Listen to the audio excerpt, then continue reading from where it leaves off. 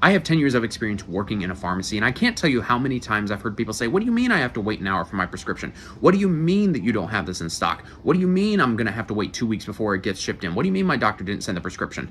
I have seen this time and time again over my time working in a pharmacy, and now I've decided to make a video explaining what it is that the day-to-day tasks are in a pharmacy on an average day, and also go through some of the things that come up while you're working in a pharmacy that maybe you don't necessarily plan for. I hope to give people a better understanding of what goes on in a pharmacy so that maybe we can kind of curb back some of the aggravation that many patients get, and it's very understandable. But hopefully through this video you'll have a better understanding of what goes on and why. If you enjoyed the Beyond the Pill podcast, make sure to like, subscribe, ring that bell for more. And if you like this video, be sure to share it around so that it gets more eyeballs on it and so that we can grow the podcast. So let's just dive right on into it. The first thing that ideally happens is that you're going to drop off your prescription after you get it from the doctor, and the pharmacist or pharmacy technician is going to check to make sure that we have that drug in stock and to make sure it isn't too soon to fill if it is a controlled substance. Typically, if someone's on like a Xanax or Adderall, some sort of controlled substance, we have to check and make sure that it's not too soon to fill the prescription, because of course you're going to have people that are going to try and slide one in on you if they just got, say, an Adderall 15 milligram filled 14 days ago, and then it's too soon to fill. Obviously that's not going to be able to get filled. That's also one of the biggest frustrations right now that I've heard from a lot of pharmacy technicians in the industry, is that one of the things that's hard to get in right now is Adderall 15 milligram. And for a lot of people who need that Adderall, what do you think that is going to happen to them when you don't have that in stock and you tell them? They're probably going to get really upset. So it's been a big issue with trying to get all of the inventory in. I know from talking with other pharmacists and pharmacy technicians in the field, but we will talk about that later. But that is something to keep in mind as we go through the daily tasks that happen, especially whenever there are hiccups along the way. After all that's done, we're going to give a wait time and also verify the patient's info if we need to. And then once we scan in the prescription, we're going to start typing it up and verifying the patient's info, making sure that if you have new insurance, we've got that pulled up if we didn't already get that from you when you dropped off the prescription. And then once all that's done, once we're done typing out the prescription, typing up the directions, then it goes into what is known as product dispensing, or if you're a pharmacist or pharmacy tech, maybe you've heard it called production. It's the exact same thing. This is where you might see at your own local pharmacy, you see someone with their head down counting pills off of a tray with what looks like a butter knife, but it's actually called a spatula. They're counting out the pills, or they're pouring it into like a pill counter to make sure that they give you the right amount, so that you don't get certain patients like I've had in my years of experience where they come back and say you only gave me 29, but you actually gave them 30, and then you have to count it out in front of them. Again, this is one of the many hiccups that can happen along the way in the typical phase of getting a prescription ready. After that, the pharmacist verifies that it was filled correctly, making sure that there's actually 30 pills in there if it's supposed to be 30 and not 29. If it's a controlled substance, unless, it's something like, say, Xanax that can be filled by a pharmacy technician, if it's something like Adderall, oxycodone, what have you, a class 2 controlled substance as it's known as, only the pharmacist or a nationally certified, like me, pharmacy technician can fill that. Finally, we get to release the patient, where you'll see a pharmacist answering any questions that the patient has. There are some questions that we pharmacy technicians can answer, but we can't answer everything, even if we know the answer, because by law, we're not allowed. It's not the worst thing in the world. It's kind of more of an inconvenience than anything for the patient, especially because of the fact that the pharmacist isn't always going to be able to answer a question right away. They might be on the phone, they might be talking with someone else, whatever the case may be. So now we went through everything that happens on a normal day-to-day basis of the pharmacy. That's the typical workflow, right? You go from point A, point B, point C, all the way down until you finally get your prescription, and then you're paying your copay if you have any, because some insurances won't cover things for ridiculous reasons, and you're out the door. But what happens now if you come up to the pharmacy and I tell you, listen, man, I'm sorry, but this is going to be a 1 hour wait, and you freak out, or you're very agitated? Nothing wrong with that. It's totally understandable. And that is because of all of the things that go on behind the scenes. So while we're trying to fill your prescription, we are also doing things like answering 10 phone calls at once. I can't tell you how many times I have heard the phone ring during my 8 to 9 to 10 hour shift. You're also dealing with difficult people, whether it's because a patient's upset that something wasn't done correctly, or they've gotten the wrong prescription, meaning it's totally the wrong person. I've seen that happen before. Or just people that are frustrated with their copay, which is something that's honestly just out of the pharmacy's control, because the most that they can do is just put it on a discount card. So if you're not solving issues between patients or even fellow employees, which hopefully that doesn't happen very often, but then you're also dealing with issues that can arise with the products that you have on the shelf. Maybe your inventory says that you have 30 pills of amoxicillin in stock, for example, but you actually only have 20. Well, if a patient needs 30 and you've only got 20, now you have to call them. That's going to slow down the process. You got to figure out what it is that they want. You have to go from there. It's this whole thing that you have to go through when there are hiccups along the way. And 99.99% of the time, you're going to have some hiccups. On top of that, even with all of that, you also have the flu shot walk-ins or the COVID shot walk-ins. You may have noticed this because we are in flu season right now, at least here in the US. And a lot of times people come in and say, hey, I want to get my flu shot. Well, it can take anywhere from 10 to 15 minutes to process it, but if it's a walk-in, it might take 30 to 45 minutes to sometimes an hour, depending on how long your pharmacy is going to say that it takes, depending on how busy they are.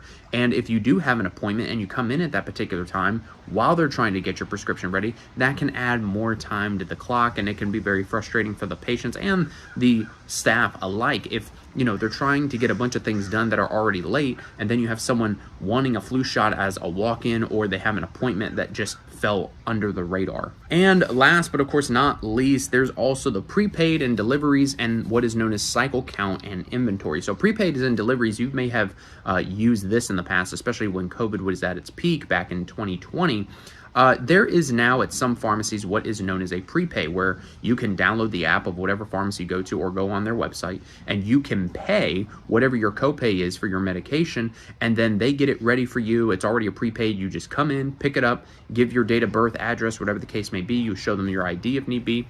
You get your medications and you're out the door. You don't have to stand in line and wait to pay. Or there's also deliveries that I've seen some pharmacies do, where you can pay, say like an Uber driver, to go and get your medications and deliver it to you. That's also, again, another thing that pharmacists and pharmacy technicians have to do on a day-to-day basis.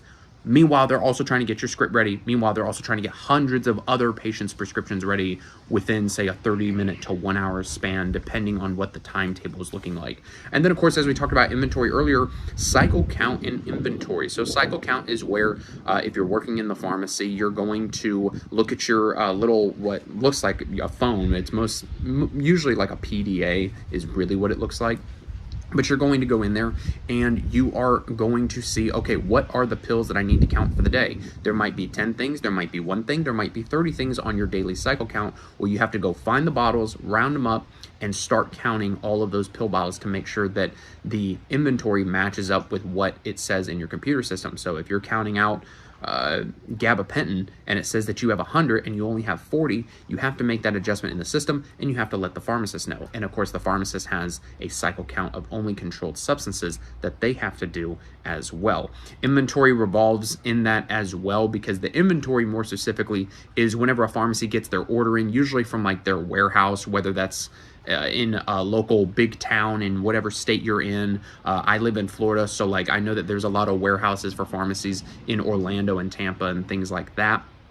And so when those shipments from the warehouses come in, the pharmacist and pharmacy technician have to put those orders away and get that into the inventory, because a lot of times that has patients' prescriptions in it. So if, the pharmacist tells someone, hey, you have a prescription coming in our order from our warehouse on Monday and it's not there, that's going to cause a lot of issues, because then they may have to fill that in-house. It can cause, again, hiccups along the way if it's not in the order.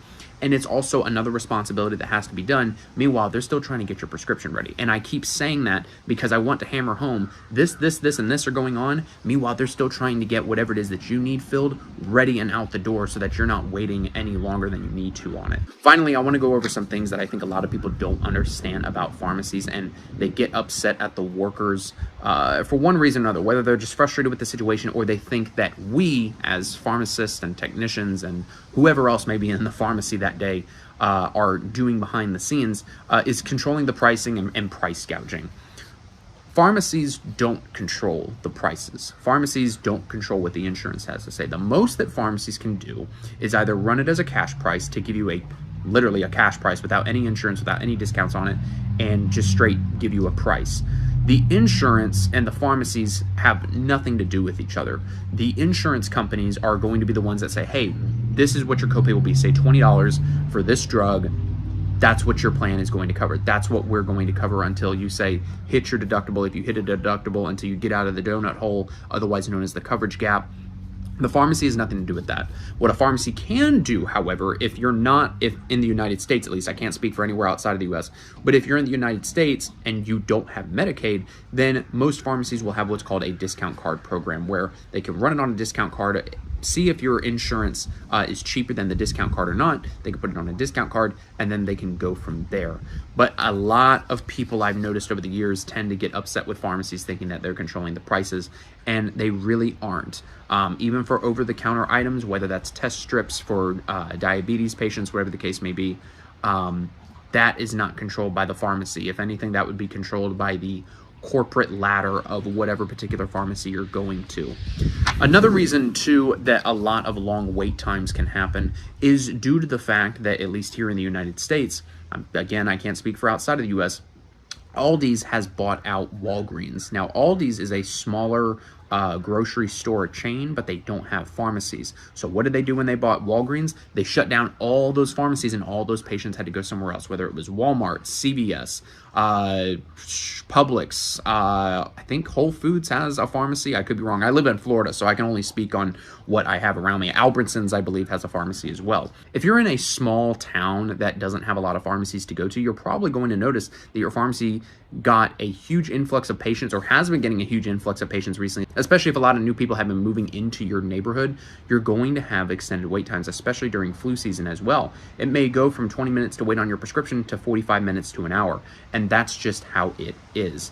And unfortunately, a lot of patients will get upset. I've had patients right when we close, because it seems like that the craziest ones come out at night right before you close for the evening. I've had patients spit in my face and tell me I'm a piece of this and a piece of that, and cuss me one way upside the other.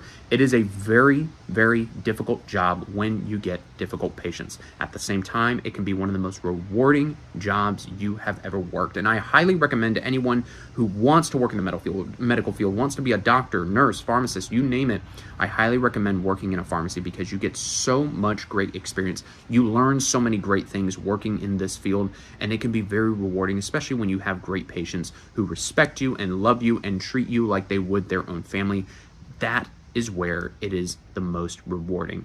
Barring none, all of the difficult patients, because that's going to happen when you are working for the public, when you're in a customer service-like position, which is an interesting one, because you're actually able to tell people no, because you will get a lot of people, again, trying to get their controlled substances filled early. Depending on the pharmacy you go to for that, they may fill controlled substances on the 29th day or every 30 days. It just depends. These are all of the things that go through a typical day-to-day pharmacy. Your average pharmacy may have more things to do, especially if they have a drive-through, which can also be very dangerous, because I've heard stories and even had someone tell me directly that they've had a gun pointed at them in a drive-through pharmacy.